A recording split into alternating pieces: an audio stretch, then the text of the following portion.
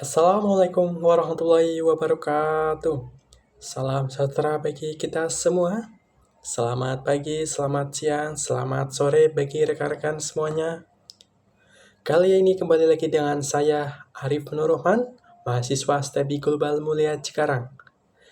Kali ini saya akan membawakan sebuah presentasi mengenai filsafat dan teori kepemimpinan guna memenuhi tugas mata kuliah saya, Manajemen Sumber Daya Insani, dengan dosen pengampu Bapak Muhammad Zaini Wahyu, SPD, MPD. Latar belakang filsafat dan teori kepemimpinan.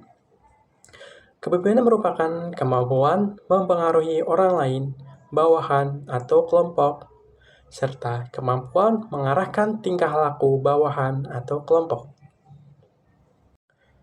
Terdapat 3 konsep dalam filsafat dan teori kepemimpinan, yaitu organisasi, manajemen, dan kepemimpinan. Pengertian dari 3 konsep tersebut yakni organisasi merupakan wadah kegiatan sekelompok orang untuk mencapai tujuan tertentu. Yang kedua, manajemen. Manajemen adalah seni dan ilmu perencanaan, pengorganisasian, pengarahan, koordinasi, dan kontrol terhadap segala sumber daya untuk mencapai tujuan organisasi. Dan yang ketiga adalah kepemimpinan. Kepemimpinan adalah penanggung jawab berlangsungnya organisasi dan bertindak untuk mengarahkan, membimbing, memotivasi, dan membangun komunikasi. Pemahaman kepemimpinan. Kepemimpinan merupakan ilmu terapan yang terdiri dari ilmu sosial, ilmu administrasi, dan ilmu kepemimpinan. Perbedaan pemimpin dan kepemimpinan. Pemimpin adalah orang yang memimpin kelompok 2 orang atau lebih, baik organisasi maupun keluarga. Sedangkan kepemimpinan merupakan kemampuan seorang pemimpin untuk mengendalikan, memimpin, memengaruhi pikiran, perasaan, atau tingkah laku orang lain untuk mencapai tujuan yang telah ditentukan sebelumnya. Jenis pemimpin. Jenis pemimpin terbagi menjadi 2, yaitu pemimpin formal dan pemimpin informal. Pemimpin formal adalah seorang yang ditunjuk oleh organisasi tertentu untuk memangku suatu jabatan dalam struktur organisasi yang ada dengan segala hak dan kewajibannya yang berkaitan dengannya untuk mencapai tujuan organisasi tertentu. Sedangkan pemimpin informal merupakan seorang yang memiliki kewenangan untuk mengarahkan suatu kelompok tanpa diangkat secara resmi. Ada 3 teori yang menjelaskan mengenai munculnya pemimpin, yaitu teori ekologis, teori sosial, dan teori genetis. Penjelasan dari 3 teori tersebut. Yang pertama, teori genetis. Teori genetis menyatakan bahwa pemimpin itu tidak dibuat, akan tetapi lahir jadi pemimpin oleh bakat-bakat alami yang luar biasa sejak lahirnya. Dia ditakdirkan lahir menjadi pemimpin dalam situasi dan kondisi yang bagaimanapun juga. Yang khusus, secara filsafat, teori tersebut menganut pandangan deterministis. Yang kedua, menjelaskan teori sosial, lawan dari teori genetis, yang menyatakan pemimpin itu harus dia siapkan, dididik, dan dibentuk, tidak terlahirkan begitu saja. Setiap orang bisa menjadi pemimpin melalui usaha, penyiapan, dan pendidikan serta didorong oleh kemauannya sendiri.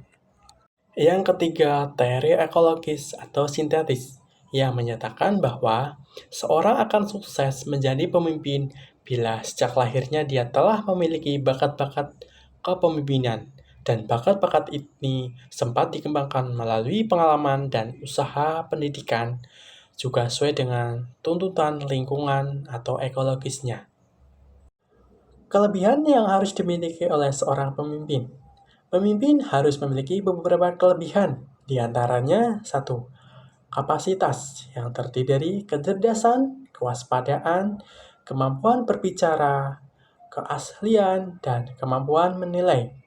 Yang kedua, prestasi yang terdiri dari gelar kesarjanaan, ilmu pengetahuan, perolehan dalam olahraga, dan atletik. Yang ketiga, mengenai tanggung jawab yang terdiri dari mandiri, berinisiatif, tekun, ulet, percaya diri, agresif, dan punya hasrat untuk unggul. Yang keempat, partisipasi yang terdiri dari aktif, memiliki sosialitas tinggi, mampu bergaul, kooperatif, atau suka bekerja sama, dan mudah menyesuaikan diri, dan punya rasa humor. Yang kelima, status, yaitu meliputi kedudukan sosial ekonomi yang cukup tinggi, populer, dan tenar. Konsekuensi yang harus dimiliki oleh seorang pemimpin. Seorang pemimpin harus memiliki konsekuensi. Ada 3 konsekuensi yang harus dimiliki seorang pemimpin. Yang pertama, harus berani mengambil keputusan sendiri secara tegas dan lugas. Yang kedua, harus berani menerima resiko sendiri. Dan yang ketiga, harus berani menerima tanggung jawab. Fungsi kepemimpinan. Ada beberapa fungsi kepemimpinan. Di antaranya, pertama, memperkasai struktur organisasi. Yang kedua, menjaga adanya koordinasi dan integrasi dalam organisasi supaya semuanya beroperasi secara efektif. Yang ketiga, merumuskan tujuan institusional atau organisasional dan menentukan sarana serta cara-cara yang efisien untuk mencapai tujuan tersebut. Yang keempat, mengatasi pertentangan serta konflik-konflik yang muncul dan mengadakan evaluasi serta evaluasi ulang. Yang kelima, mengadakan revisi, perubahan, inovasi, pengembangan, dan juga penyempurnaan dalam berorganisasi. Sejarah kepemimpinan. Dalam perkembangan zaman, kepemimpinan merupakan kata secara ilmiah, kemudian berkembang bersamaan dengan pertumbuhan manajemen ilmiah. Pada awal abad ke-20-an, dan kemudian hari berkembang menjadi satu ilmu kepemimpinan. Kemudian tidak lagi didasarkan pada bakat dari pengalaman saja, tetapi mempersiapkan cara perencanaan, melatih calon-calon pemimpin baru, semuanya dilakukan lewat perencanaan, percobaan, penelitian, analisis, supervisi, dan penggembangan secara sistematis untuk membangkitkan sifat-sifat pemimpin yang unggul agar mereka berhasil dalam tugas-tugasnya.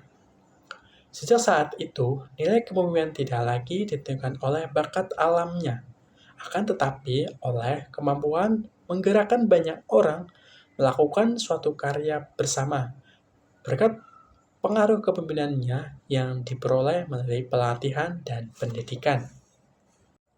Yang terakhir, kita masuk ke kesimpulan. Secara umum, kepemimpinan dapat diartikan sebagai proses pengarahan dan mempengaruhi aktivitas-aktivitas tugas dari orang-orang dalam kelompok. Kepemimpinan berarti melibatkan orang lain, yaitu bawahan atau karyawan yang akan dipimpin. Kepemimpinan juga melibatkan pembagian kekuasaan atau power. Pemimpin punya power yang lebih besar dibandingkan dengan yang dipimpin. Power tersebut datang dari beberapa sumber, di antaranya adalah reward power, coercive power, legitimate power, referential power, dan expert power. Sekian dari kesimpulannya. Sekian presentasi atau penyampaian yang telah saya sampaikan mengenai filsafat dan teori kepemimpinan. Bila mana saya salah dalam ucapan atau penjelasan, mohon maaf sebesar-besarnya. Saya akhiri cukup sekian. Wassalamualaikum warahmatullahi wabarakatuh. Terima kasih.